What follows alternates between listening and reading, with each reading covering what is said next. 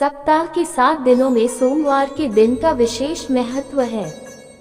सोमवार का दिन सिर्फ सांसारिक कार्यों के लिए महत्वपूर्ण नहीं है, बल्कि धार्मिक रूप से भी इस दिन का बहुत अधिक महत्व है। दरअसल ये दिन भगवान भोलेनाथ का दिन माना जाता है। मान्यता है कि सोमवार के दिन भगवान शिव की पूजा करने से उपासक को मनोवांछित फल मिलता है।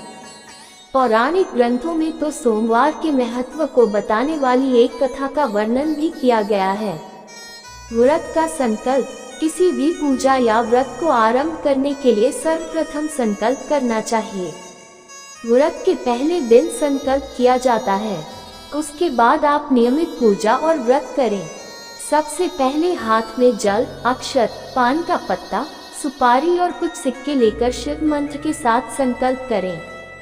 ओम शिवशंकर मीशान द्वादशार्धम त्रिलोचनम उमा सहित देव शिवावाहयाम्यहम्। सोमवार व्रत विधि। सोमवार का व्रत भगवान शिव को प्रसन्न करने के लिए किया जाता है। माना जाता है कि लगातार 16 सोमवार व्रत करने से समस्त इच्छाएं पूर्ण होती हैं। विशेषकर अविवाहित लड़कियां अपनी इच्छा का वर पाने के लिए 16 सोमवार का व्रत रखती हैं। सोमवार का व्रत रखने की विधि इस प्रकार है। पौराणिक ग्रंथों में सोमवार के व्रत की विधि का वर्णन करते हुए बताया गया है कि इस दिन व्यक्ति को प्रातः स्नान कर भगवान शिव को जल चढ़ाना चाहिए और भगवान शिव के साथ माता पार्वती की पूजा भी करनी चाहिए। पूजा के बाद सोमवार व्रत की कथा को सुनना चाहिए। व्यक्ति को दिन में केवल एक समय ही भोजन करना चाहिए। आमतौर पर सोमवार का व्रत तीसरे पहर तक होता है, यानी कि शाम तक ही सोमवार का व्रत रखा जाता है। सोमवार का व्रत प्रति सोमवार भी रखा जाता है। सौम्य प्रदोष व्रत और 16 सोमवार व्रत भी रखे जाते हैं। सोमवार के सभी व्रतों की विधि एक समान ही होती है। मान्यता है कि चित्रा नक्षत्र युक्त सोमवार से आरंभ कर 7 सोमवार तक व्रत करने पर व्यक्ति को सभी तरह के सुख प्राप्त होते हैं। इसके अलावा 16 सोमवार का व्रत मनोवांछित वर प्राप्ति के लिए किया जाता है। अविवाहित कन्याओं के लिए ये खास मायने रखता है। सोमवार व्रत पूजा सामग्री। शिव जी की मूर्ति, भान, बेलपत्र, जल, धूप, दीप, गंगा जल, धतूरा, इत्र, सफेद चंदन, रोली, अष्टगंध, सफेद वस्त्र, नैवेद्य जिसे आधा सेर गेहूं के आटे को घी में भूनकर गुड़ मिलाकर बना लें। सोमवार व्रत कथा। हिंदू पौराणिक ग्रंथों में सोमवार व्रत के महत्व का वर्णन कथा के जरिए किया गया है।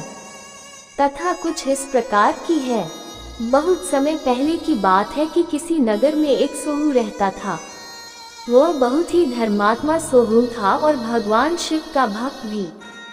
हर सोमवार भगवान शिव की उपासना करना और विधिनुसार उपवास रखना उसका नियम था।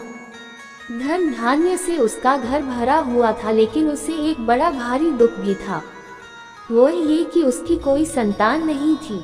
एक दिन क्या हुआ कि माता पार्वती उस शिव भक्त सोहू के बारे भगवान शिव से बोली कि यह तो आपका भक्त है, बड़ा धर्मात्मा भी है, दान पुण्य करता रहता है, इसकी आत्मा भी बिल्कुल पवित्र है, फिर आप इसकी मनोकामना को पूर्ण क्यों नहीं करते। तब भगवान शिव बोले, इस संसार में सबको अपने कर्मों का फल भोगना पड़ता है। इसके दुख का कारण इसके पूर्व जन्म में किए गए कुछ पाप हैं। तब माँ पार्वती बोली, मुझसे अपने इस भक्त की पीड़ा नहीं देखी जाती, आप इसे पुत्र प्राप्ति का वरदान दें। अब माँ पार्वती की जिद के आगे भगवान मजबूर हो गए और सोहू को पुत्र रत्न की प्राप्ति का वरदान दे दिया, लेकिन साथ ही कहा कि यह बालक केवल 13 वर्ष तक ही जीवित रहेगा। अब संयोगवश सोहू भी ये सब बातें सुन रहा था। उसे न तो भगवान शिव के वरदान पर खुशी हुई और न ही दुख।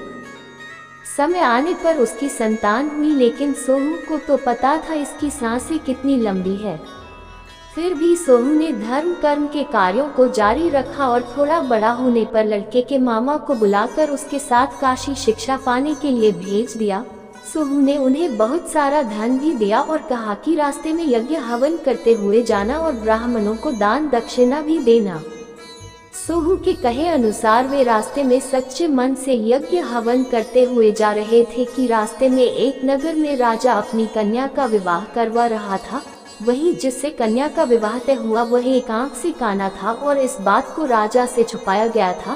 पोल खुलने के डर से लड़के वालों ने मामा भांजे को पकड़ लिया और भांजे को काने दूल्हे के स्थान पर मंडप में बैठा कर शादी करवा दी गई। अब लड़के ने मौका पाकर राजकुमारी के दुपट्टे पर सच्चाई लिख दी, जिससे बात राजा तक भी पहुंच गई।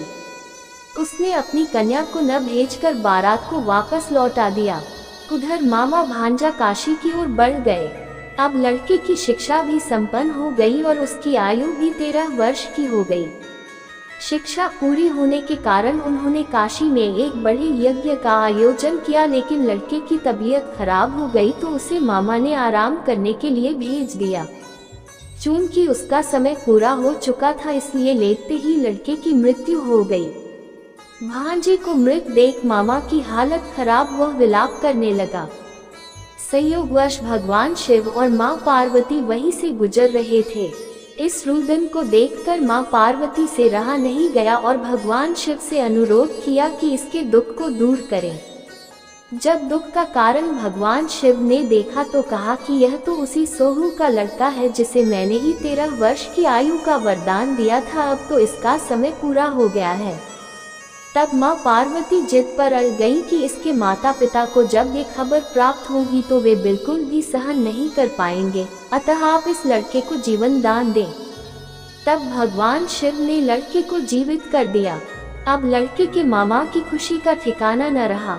शिक्षा पूर्ण हो चुकी थी इसलिए वे अपने नगर लौटने लगे तो रास्ते में जिस नगर में उसका विवाह हुआ था वह राजा यज्ञ करवा रहा था, वे भी उसमें शामिल। राजा ने लड़के को पहचान लिया और अपनी पुत्री को उसके साथ भेज दिया। उधर सोहू और उसकी पत्नी अन्न जल छोड़ चुके थे और संकल्प कर चुके थे कि यदि उन्हें पुत्र की मृत्यु का समाचार मिला तो वे जीवित नहीं रहेंगे। उसी रात सपने सोहू को भगवान शिव ने दर्शन दिए और कहा कि हे भक्त, तुम्हारी श्रद्धा व भक्ति को देखकर सोमवार का व्रत रखने व कथा करने से मैं प्रसन्न हूँ और तुम्हारे पुत्र को दीर्घायु का वरदान देता हूँ। अगले ही दिन पुत्र को देखकर खुशी के मारे उनकी आंखें झलक आई और सोहू ने भगवान शिव व माता पार्वती को नमन किया। कुल मिलाकर कथा से सबक मिलता है कि व्यक्ति को कभी भी धर्म के मार्ग से नहीं हटना चाहिए, क्योंकि भगवान भक्त की परीक्षा लेते रहते हैं। सोमवार का व्रत करने व कथा सुनने से व्यक्ति की मनोकामनाएं अवश्य पूर्ण होती हैं। धन की कामना के लिए भी भगवान शिव के प्रिय फूल बताए गए हैं। कहते हैं कि धन चाहिए तो शिव को कमल, शंख पुष्प या बेलपत्र चढ़ाएं। ऐसी मान्यता है कि शिव जी को सफेद फूल बहुत ही प्रिय है। इसकी खुशबू से वह प्रसन्न हो जाते हैं।